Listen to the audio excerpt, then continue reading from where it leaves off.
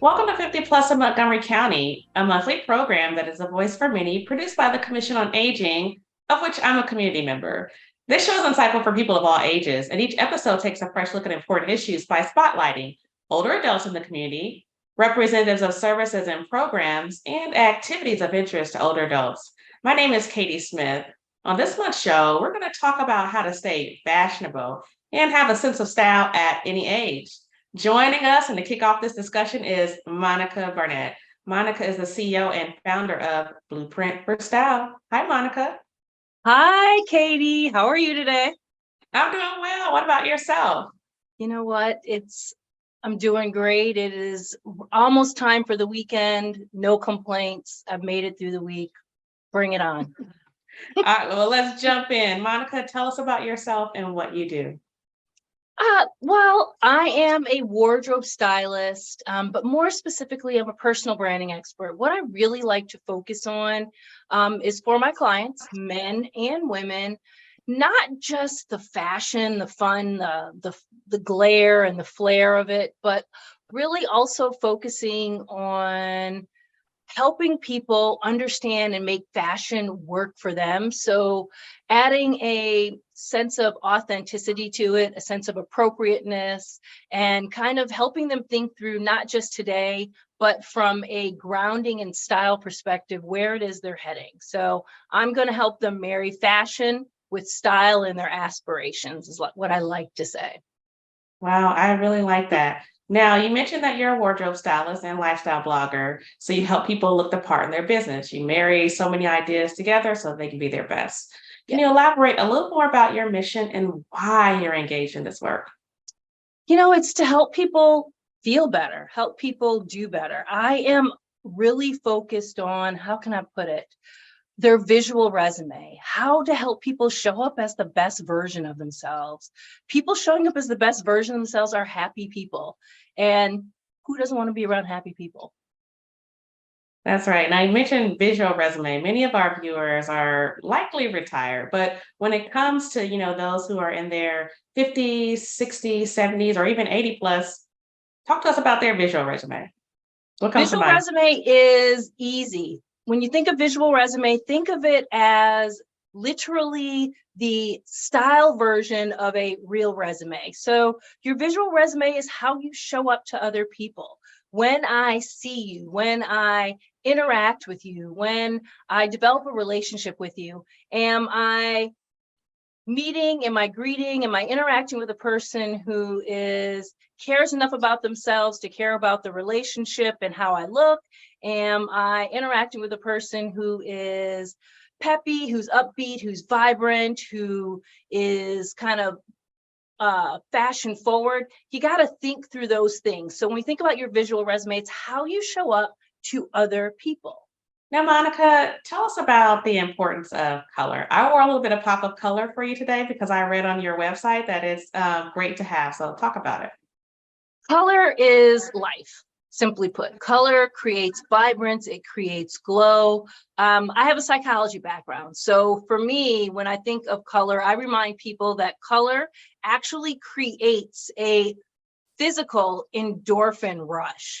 It might be temporary, but it's a rush. And that rush is what, when people greet you, they smile. It automatically makes them a little bit happier. It makes the person wearing it a little bit happier. So when we think of color, it is glow, it's life, it's vibrance, it's necessary. Mhm. Now, you said color is important, but what else should we be focusing on when we're dressing, like particularly our assets?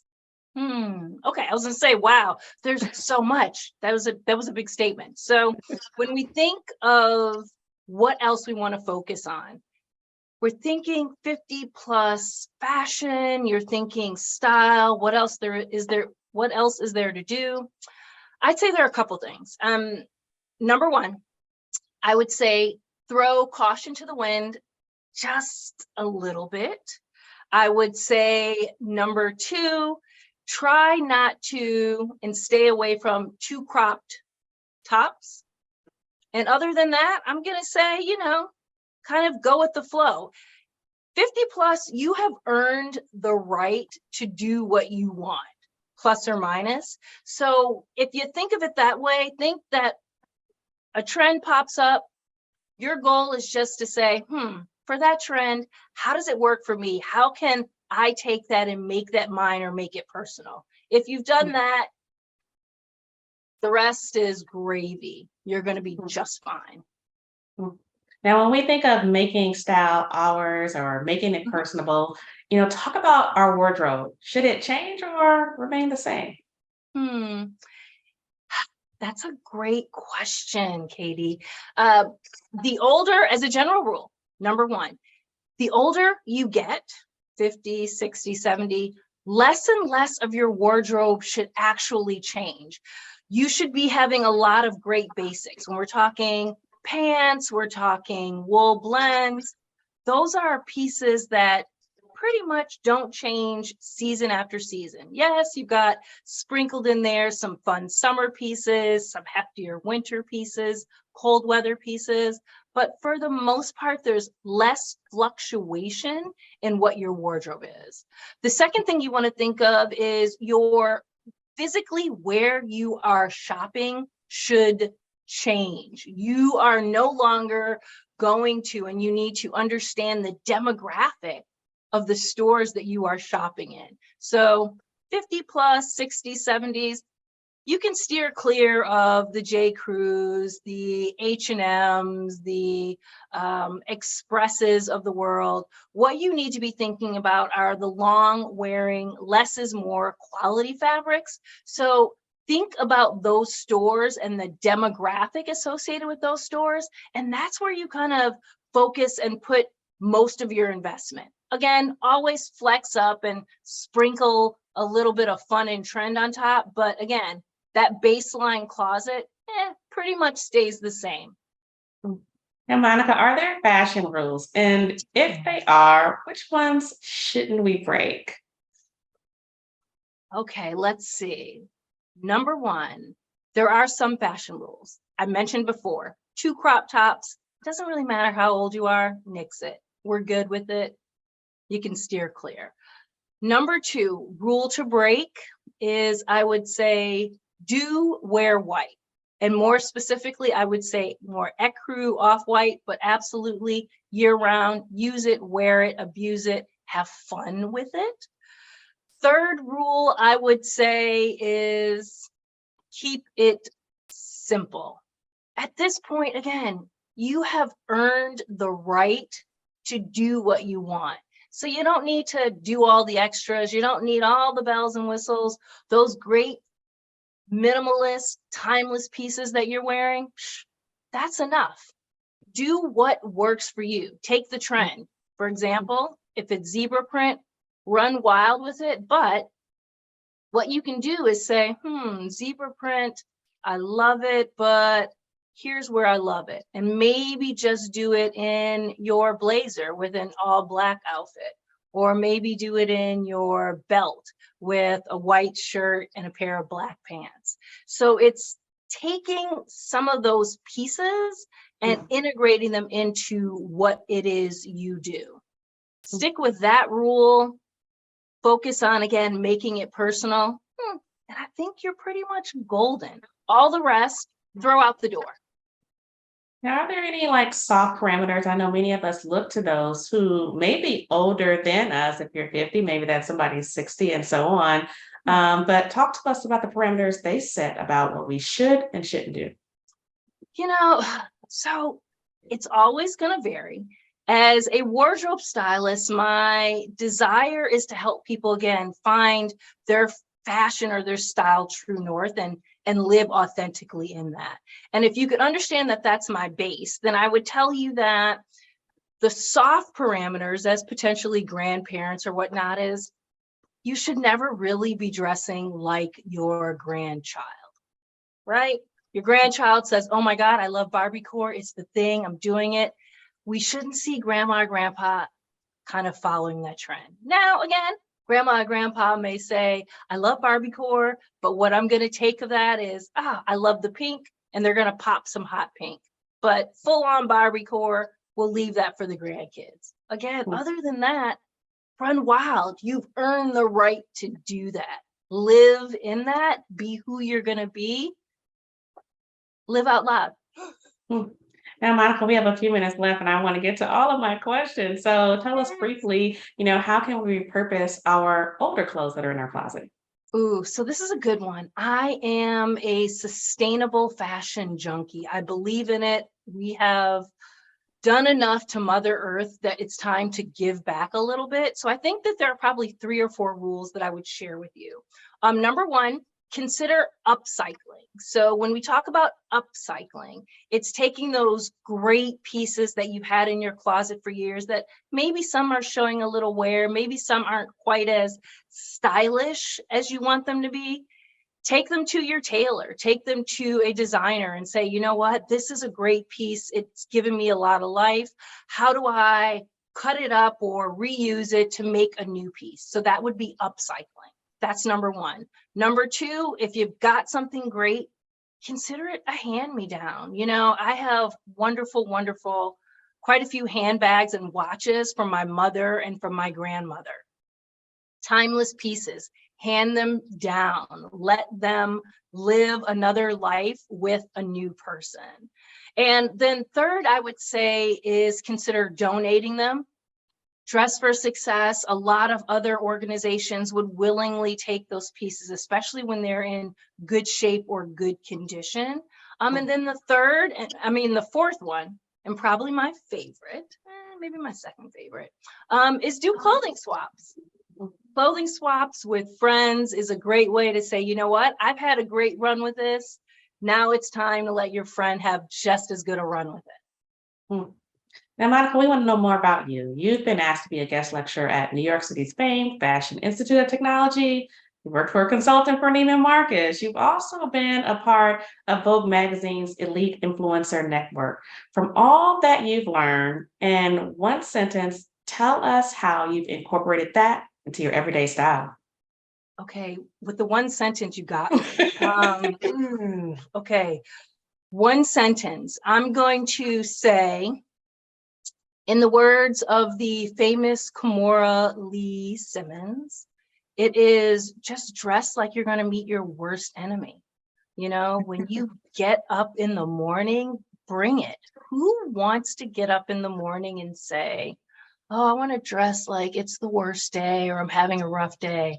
You want to dress like you're about to make it rain. That would be my one thing. Now, what's your website and how can we stay in contact with you? Okay. To stay in contact with me, head to my website. It is www.blueprint for FOR style. So blueprintforstyle.com. That is the easiest way to find me. I am over across all social media and you will find me as Blueprint for Style. That's Blueprint for Style. Twitter, Facebook, Instagram, LinkedIn, everywhere. And those are the best ways to connect with me. That is great. And we'll also make sure we provide a link if people, want to connect further about your services. Monica, it's been an exceptional conversation and I really learned a lot. And thank you so much for joining us.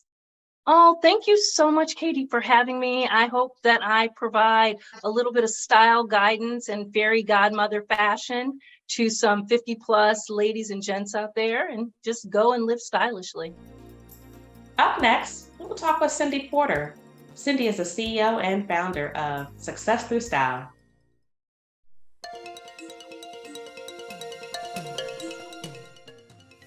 Welcome back to 50 Plus in Montgomery County. Joining us is Cyndy Porter. Cyndy is the CEO and founder of Success Through Style. Hi, Cyndy. Hi, how are you? I'm doing well. What about yourself? I'm great. Thanks for having me. I'm so glad to talk to you. Cyndy, you're an image consultant and a personal stylist. Tell me about the work you do and how you differentiate yourself from others.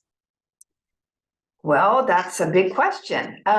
So I help professionals over 40 feel confident, look great, and feel good about themselves.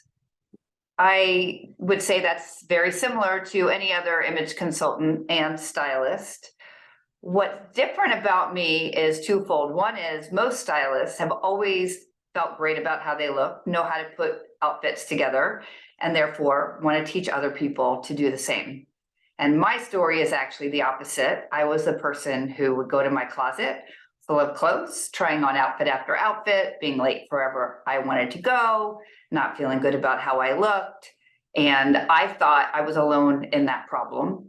So one day I found out that I wasn't alone, first of all, and that there's an answer. And so what I kind of figured out is my background is in brand marketing and also as a professional photographer. So I kind of figured out that I could leverage the same tools that are used in business branding to brand ourselves, and to use the same art concepts that are used to make any kind of art to think about ourselves in artful terms, and therefore use those principles to determine what we wear. And so I help people by teaching them how to do it for themselves. Instead of what a typical stylist would do is they'll come to your closet and they'll help you find great outfits and then go shopping with you to find more outfits and then kind of rinse and repeat. And therefore you're never like doing it for yourself. You're always dependent on that person to help you feel and look good. So I help my clients graduate from me by knowing how to do it for themselves. Wow, helping your clients graduate from you. Okay, so you're writing a book. I heard that you're doing that. Can you tell us about that briefly and maybe what it's about? Perhaps it's that same graduation concept. I don't know. Yeah, it's the same thing. So I have decided that, the other thing is I think a lot of stylists like pride themselves on having celebrities or people in the know as their clients. And I've never wanted those clients. I want like everyday people to just feel great about how they look. So my book is a way to, in print and with a lot of illustrations, teach people like through the book what I do with my paying clients. So it takes them through that whole process of understanding who they are, what it looks like to dress in a way that communicates their personality and their values, and how to build a wardrobe that they love and feel great about themselves. Now, Cyndy, our style evolves over time and it communicates in authenticity, about ourselves. But I heard you do a TED Talk recently about beauty being more skin deep. Elaborate on that. Yeah, so the title is Beauty is More Than Skin Deep, or is not skin deep, and I can't even remember the title anymore. But the point is that, we've heard the old saying that beauty is only skin deep. And what I've learned is from my personal experience of not feeling good about how I look, and also working with hundreds and hundreds of clients, is that many of us are impacted by how we look. It impacts our self-esteem and it impacts how other people see us. So I was really motivated by the statistic that only 4% of all women worldwide believe they're beautiful. So if you think about that for a minute, right, that means 96% do not. And another startling statistic is that we make our first impression or our impression on others. It used to be in 7 seconds, and now scientists have figured out it's happening in microseconds. So we actually, like, how we look it matters. It impacts us, it impacts other people. And so what I wanted, my message worth sharing for TED was that if you can kind of embrace this and not think about it as superficial, but really think about what you want to communicate, like how we look is our most powerful communication tool. And how can you use that so that you live your best life? And I share some really great success stories for clients who've actually transformed themselves simply by changing how they look. So that was the reason I wanted to do it.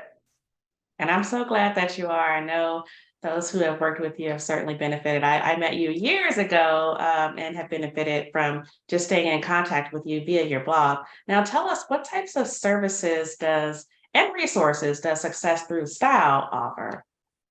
So right now, I've kind of changed my business a bit. I do still take private clients in the DMV area here, but I'm also, together with my book, going to be launching a new online course. So it will be a live course for groups. And again, it's designed so that it's an affordable way that a lot of people can learn what I do. And I think that's going to be a big part of Success Through Style moving forward. And I'm hoping that will launch in conjunction with my book. hopefully in the fall. Awesome. Now, are there any best practices for those of us over 50? How can we, create an intentional image that communicates unique value and increased impact? First of all, Katie, I do not think you're over 50. When you say us, if you are over 50, you are the most amazing over 50 I've ever seen. 40 plus. Okay. Okay, you still look great for that. Yeah. So, actually the things that I teach are not relevant to your age. So I really think that as far as best practices go, the number one thing that I believe, again, it goes back to how we look being our most important communication tool, is to understand who you are and what you want to communicate. And so when you put clothes on, even your hair, your makeup, your eyewear, everything about you speaks. And so, so the first practice is knowing who you are, and then maybe learning how to dress in a way that communicates who you are. So one thing I ask my clients to do is come up with a few adjectives. So you could imagine if, for example, your adjectives were authentic, approachable, creative, or, feminine and lovely, or dramatic and sophisticated, how those different things would look differently. And so the number one thing is to think about that in the way you dress. So know who you are, then dress in a way that communicates it. And then the next thing is to understand your physical body, like how to showcase your best features. And don't think about so much what are the trends, like what's trending right now only is important to you if it supports who you are. So what colors look best on you? What geometry in the styles? Are you better in long jackets or short jackets? Full length pants or crop pants? All of those things are much more important than following the trends. And then I would say, as it relates to those of us of a certain age, we do want to make sure we look current and relevant. So if, for example, your hairstyle is 10, 15, 20 years old, you've had the same style, might be dated. If your clothes haven't been turned over or anything new, like you don't want to be dated. You don't want to look like you're in a past decade. But that's really it. Like dress for who you are. Don't hold yourself back based on your age, and just stay, fresh in what you're doing. Pretty simple. It sounds like it, but I want to build on that. So we have to know who we are, and knowing about our physical image, excuse me. With that in mind, people are interested in the concept of building your personal brand. Now, what does that mean in terms of how we dress, in terms of how knowing who we are, in terms of our physical image? Sure. Well, of course, having a personal brand is a big hot topic these days. And when I ask people, like different people have different concepts of what a personal brand is. It could be, just your LinkedIn profile. But for me, your personal brand is the same way a business creates a brand. So if you think of your favorite businesses and how they represent themselves, and then like they probably have adjectives and a mission statement that goes behind who they are. Well, you can do the same for you. And so once you know who you are and what you want to represent, then your personal brand as it relates to how you dress is what we already talked about, which is dressing the part. So again, if you're a business that wants to be sophisticated and edgy, you're going to show up differently, and even your office and your employees and your fonts and your colors are going to be different than if you are a more feminine brand or a more sophisticated brand or whatever, right? So it's the same thing. Your personal brand communicates who you are. Once you have it figured out, everything you do should reflect that brand, including how you dress. Now, summer is coming up. What should we be thinking about? So again, like I feel boring, like I'm just repeating myself, but I really don't love the trends that are in the stores right now. And I don't think most people look good in those trends. I went to an event recently and everybody, I pointed to my husband and I said, look, no one has full length pants. Like they're all like above the ankle. And especially then if you put that with a strappy shoe or a little booty, like it totally makes everybody look shorter than, like nobody wants to look wider and shorter than they already are. Like, I don't know I've never had a client that's like, please make me look wider and shorter. Like it's just not a thing. And so what I would say is just don't allow the fashion industry to dictate to you what to wear. You know, the same principles. I mean, summer, right? You want to wear lighter, brighter, happier colors. Know what colors look good against your skin tone, and think about how those fashions, work on your body. So the only time I think it's helpful to follow the trends is if, say, there's a trend of floral patterns and you want to look feminine, then of course go buy that, right? Or if there's there's the color of the year, if that color happens to look amazing on you, then you're going to find a lot of fabrics in that color, and you should then use that as an opportunity to shop. But my whole thing is just being true to yourself, knowing what clothes look good on you, knowing what you want to communicate, and stick with that no matter what the season is and no matter what the fashion industry is putting on the racks.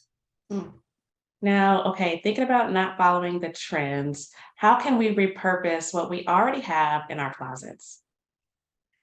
Okay, so that's a whole topic. And what I think is that most people just have all their clothes in their closet all the time. Most of my clients, when I go into their closet, honestly, 80% of the things in there don't fit them. They don't like, they don't wear. I mean, actually, there's research that says the average American woman only wears 20% of the clothes hanging in her closet. So my thing is, get the 80% out. If it doesn't fit you, but you want it to, put those in like bins marked aspirational, so that maybe one day they will fit you again. And if it's not on season, like get your winter clothes and your fall clothes out of the closet so that the things that are hanging there inspire you to wear them.